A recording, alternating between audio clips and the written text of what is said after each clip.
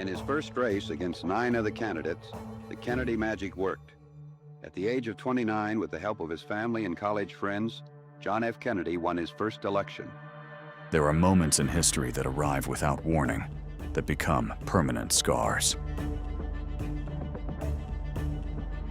November 22, 1963. A bright Texas afternoon. A smiling president. A city waiting to welcome its esteemed guest. Then, in less than 12 seconds, history fractures. Hundreds witness the moment. Thousands claim to remember it. Yet decades later, certainty remains elusive. 3 shots, 1 suspect, countless questions. The truth should be simple.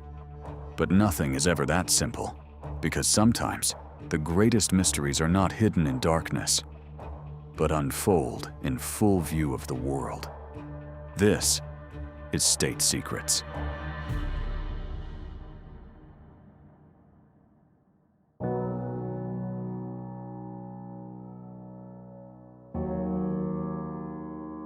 November 22, 1963. For President John Fitzgerald Kennedy, the day begins like many others on the campaign trail. The President of the United States is midway through a 2-day political visit across Texas, a carefully planned tour designed to strengthen support ahead of the 1964 election. The stakes are high. Though nationally popular, Kennedy faces growing political tensions inside the Democratic Party. Texas, a state he narrowly carried in 1960, has become increasingly divided. And Dallas, in particular, carries a reputation. But Kennedy knows Texas matters too much. The trip had begun the previous day in San Antonio before continuing through Houston and Fort Worth. Dallas marks the 4th stop. Standing beside him is First Lady Jacqueline Kennedy. For much of the previous 3 months, she had remained largely out of public view. In August, the couple lost their infant son, Patrick. The loss devastated both parents. This Texas trip marks Jacqueline Kennedy's first major public appearance since the tragedy. Friends later recalled a visible change in the president, a man balancing the pressures of global politics with private grief. At 11:38 a.m., Air Force One lands at Love Field in Dallas. Despite warnings of hostility, the atmosphere appears warm. Thousands gather to welcome the President and First Lady. For a moment, Dallas feels welcoming. Behind the scenes, however, planning continues.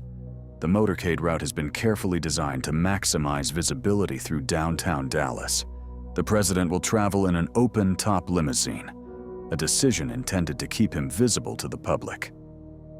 Security in 1963 looks very different from today. Crowds stand only feet away. Office windows remain open. Buildings along the route are monitored, but rarely locked down. The assumption is simple: a president should be seen. Shortly before noon, the motorcade departs Love Field. Ahead lies a 10-mile journey through the city.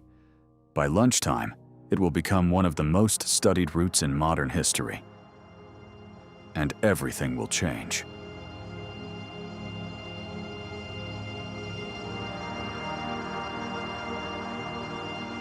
By midday, downtown Dallas is lined with spectators eager to catch a glimpse of the president. Office workers gather at windows. Families crowd the sidewalks. Children wave flags as the presidential motorcade makes its way through the city center. Whatever political divisions may have existed in Dallas, they are difficult to detect here. The mood appears optimistic. President Kennedy seems relaxed, smiling frequently as the limousine moves slowly through cheering crowds. Few could imagine they were witnessing the final minutes of a presidency. The motorcade has traveled without incident through much of Dallas. Ahead lies Dealey Plaza, a broad public square near the western edge of downtown. To continue toward the Dallas Trade Mart, where the president is scheduled to deliver a luncheon speech, the route requires a sharp turn from Houston Street onto Elm. The adjustment forces the presidential limousine to slow considerably as it enters the plaza. Towering above the route stands the Texas School Book Depository. To the crowds gathered below, it is simply another office building among many. No one has reason to suspect that, within moments, it will become one of the most scrutinized locations in modern history. At approximately 12:30 p.m., local clothing manufacturer Abraham Zapruder begins filming the motorcade from a concrete pedestal overlooking Elm Street. Armed with an 8mm home movie camera, he hopes only to capture a brief memory of the president passing through Dallas. Instead, he records an event that will be replayed, analyzed, and debated for generations. As the limousine completes the turn onto Elm Street, the crowd continues cheering. The president waves. Then, a sound cuts through the plaza. The first shot appears to strike either the president or the surrounding area, though in the immediate chaos, few understand what has happened. People glance upward toward nearby buildings. Others turn instinctively toward the grassy incline near the railroad overpass. The source of the sound is unclear. Then, another shot. Governor John Connally collapses inside the limousine. President Kennedy visibly reacts. Jacqueline turns suddenly toward her husband as confusion ripples through the motorcade. What had moments earlier resembled celebration now begins to dissolve into panic. Then comes a final shot. Violent, immediate, catastrophic. Secret Service agents react instantly. Agent Clint Hill rushes from the vehicle behind, climbing onto the rear of the presidential limousine as it accelerates away from Dealey Plaza. He shields Jacqueline Kennedy with his body, willing to give his life for hers. In less than 10 seconds, the President of the United States has been mortally wounded in full public view. At 12:36 p.m., the limousine arrives at Parkland Memorial Hospital. Doctors race Kennedy into Trauma Room 1. Outside, confusion deepens. Witnesses begin recounting what they believe they saw and heard, yet their memories differ in striking ways. Some insist there were 3 shots. Others are certain there were more. Several point toward the Texas School Book Depository. Others remain convinced the gunfire came from the grassy knoll. The event has lasted only moments, yet already certainty is beginning to fracture. And while doctors fight to save the president's life, police attention quietly begins to shift toward a building overlooking Dealey Plaza, where one employee can no longer be accounted for. Within minutes, officers begin searching the building, floor by floor. Employees are gathered and identified. Most are accounted for, but one is not. 24-year-old warehouse worker Lee Harvey Oswald has left the premises. At the time, his absence attracts little attention. But upstairs, investigators make a discovery. On the 6th floor, near a window overlooking the motorcade route, police recover spent shell casings and a rifle hidden among stacks of books. Cardboard boxes appear to have been arranged into a makeshift firing position. The view below is unobstructed. For investigators, a picture begins to form. But elsewhere in Dallas, events are already moving faster than anyone realizes. At approximately 1:15 p.m., Dallas police officer J.D. Tippit is shot and killed in the Oak Cliff neighborhood. Witnesses describe a man fleeing the scene. The description circulates quickly over police radio. Male, white, slender, dark clothing. Then, just after 1:50 p.m., police receive reports of a suspicious man inside the Texas Theater. Officers move through the darkened cinema. A struggle follows. A suspect is arrested. His name, Lee Harvey Oswald. In less than 90 minutes, a man few Americans had ever heard of finds himself accused of murdering a police officer and increasingly linked to something far larger: the killing of the President of the United States. But even before investigators begin building their case, another question begins to surface. Who exactly is Lee Harvey Oswald? And how had he arrived at the center of the most consequential crime in modern American history?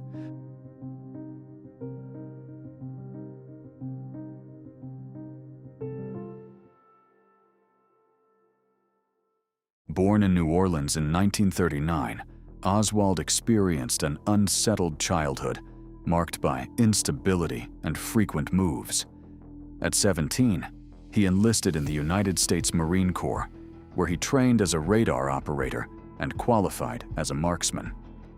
But Oswald's life rarely followed a predictable path. In 1959, at the height of the Cold War, he defected to the Soviet Union, declaring his intention to renounce his American citizenship. After nearly 3 years abroad, and following his marriage to Russian national Marina Prusakova, he returned to the United States. Back home, Oswald drifted between jobs and cities, expressing increasingly contradictory political beliefs. He publicly supported Marxist causes, attempted to establish a pro-Castro organization in New Orleans, and reportedly grew frustrated by his lack of influence and direction. By October 1963, he was working at the Texas School Book Depository in Dallas, a quiet warehouse employee living apart from his wife and children. To co-workers, he appeared reserved, unremarkable. Just 2 days after the assassination of President Kennedy, Lee Harvey Oswald, handcuffed and surrounded by detectives, is led through the basement of Dallas Police Headquarters before a crowd of journalists and live television cameras. Millions of Americans are watching. For investigators, Oswald represents something essential, not simply a suspect, but the possibility of answers. Then, without warning, the investigation changes course. He's been shot. He's been shot. Lee Oswald has been shot. A man steps forward from the crowd. Nightclub owner Jack Ruby fires a single shot into Oswald's abdomen. The suspect in the assassination of President Kennedy collapses to the floor. Less than 48 hours after Kennedy's death, the only man formally accused of murdering the president is himself dead. For many Americans, disbelief quickly gives way to suspicion. The nation had expected a trial. Instead, it is left with silence. Without testimony from Oswald himself, investigators are forced to reconstruct the case through physical evidence, witness accounts, and forensic analysis. The challenge is immense.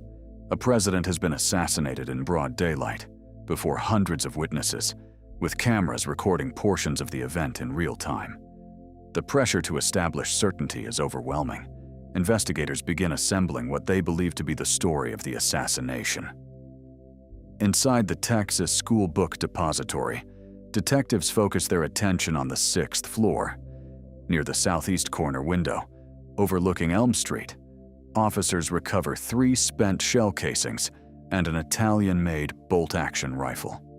Investigators soon trace the weapon to Oswald, purchased months earlier under an alias. Its position, they argue, offers a clear line of sight to the presidential motorcade below. But proving opportunity is not enough. The question investigators must answer is simpler and far more difficult. Could one man have fired the shots? In the months that follow, the assassination becomes an exercise in geometry, timing, and physics. The Zapruder film is examined frame by frame. Ballistics experts test firing speeds, and investigators reconstruct sightlines from the 6th floor window.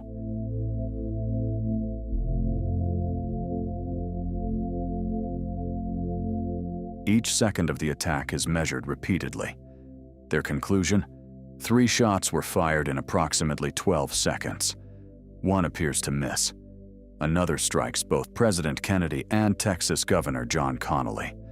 A final shot proves fatal. The explanation soon becomes known as the single bullet theory, a conclusion that would later become one of the most disputed elements of the case. Yet to investigators, the evidence appears increasingly consistent. Fingerprints recovered from boxes near the sniper's position are linked to Oswald. The rifle connects back to him, and after the assassination, he flees. For many investigators, the picture seems increasingly clear. In the days and weeks following the assassination, President Lyndon B. Johnson establishes a formal investigation to reassure a shaken nation, the Warren Commission. Led by Chief Justice Earl Warren, the newly formed Warren Commission spends 10 months examining witness testimony, forensic reports, photographic evidence, and intelligence files. Its final conclusion, published in September 1964, is definitive. Lee Harvey Oswald acted alone. No evidence of conspiracy, no second gunman, no wider plot. Yet for much of the American public, certainty proves far more difficult to accept. The assassination of President Kennedy had unfolded in full public view, witnessed by hundreds, partially captured on film, and examined more intensely than almost any crime in modern history. But still, questions remained. In the hours following the shooting, witnesses offered strikingly different accounts of what they believed they had seen and heard. Some insisted the gunfire came from the Texas School Book Depository. Others remained convinced the shots had originated from the grassy knoll ahead of the motorcade. Several reported hearing more shots than investigators believed had been fired. Memories diverged, perspectives conflicted, and as confusion deepened, uncertainty began to take hold. The release of the Warren Report in 1964 was intended to reassure the country. Instead, for some, it had the opposite effect. The so-called single bullet theory, designed to explain the injuries sustained by both President Kennedy and Governor Connally, quickly became one of the most disputed conclusions in the investigation. Critics questioned whether a single projectile could have behaved in the manner investigators described. Supporters argued that ballistics and trajectory evidence strongly supported the explanation. The debate would continue for decades, but it was not only the evidence that fueled suspicion, it was timing, circumstance, and coincidence. Lee Harvey Oswald had defected to the Soviet Union before returning to the United States at the height of the Cold War, with tensions between the United States, Cuba, and the Soviet Union still dangerously high. Speculation spread quickly. Could Oswald really have acted alone, or had something larger remained hidden from view? Over time, theories multiplied: organized crime, Cuban exiles, the Soviet Union, the CIA, even factions within the American government itself. Each theory attempting to answer the same unresolved question: how could an event so consequential feel so incomplete? For many historians, the persistence of conspiracy surrounding Kennedy's assassination reflects something deeper than disagreement over evidence. Dallas arrived at a moment when public trust was beginning to fracture. The Vietnam War, political scandal, and social unrest would soon reshape America's relationship with authority. In hindsight, Kennedy's assassination came to symbolize something larger. The moment certainty began to disappear and a loss of American innocence. More than 60 years later, Dealey Plaza remains a place of pilgrimage, debate, and unanswered questions. The evidence has been studied and the conclusions published. And yet, for millions, the story still feels unfinished. Because sometimes, history leaves us with more questions than answers. I hope that every American, regardless of where he lives, will stop and examine his conscience about this and other related incidents. This nation was founded by men of many nations and backgrounds. It was founded on the principle that all men are created equal, and that the rights of every man are diminished when the rights of one man are threatened. I have therefore chosen this time and place to discuss a topic on which ignorance too often abounds and the truth too rarely perceived, and that is the most important topic on earth: peace. In the end, the story of John F. Kennedy is not simply the story of an assassination. It is the story of interruption, a presidency suspended in motion, a future imagined but never fully realized. At just 46 years old, Kennedy had come to embody something larger than politics. At a time shaped by Cold War fear and social unrest, he spoke instead of ambition, sacrifice, and possibility. He challenged Americans to look outward, toward civil rights, toward public service, toward the moon itself. And though his presidency was brief, the image endured, youthful, confident, unfinished. In the days that followed, millions mourned. Crowds lined the streets of Washington in silence. Children watched from classroom televisions. Around the world, a sense of shock gave way to something harder to define. 5 months before his death, Kennedy spoke of peace at American University. What kind of a peace do I mean, and what kind of a peace do we seek? Not a Pax Americana, enforced on the world by American weapons of war. Not the peace of the grave or the security of the slave.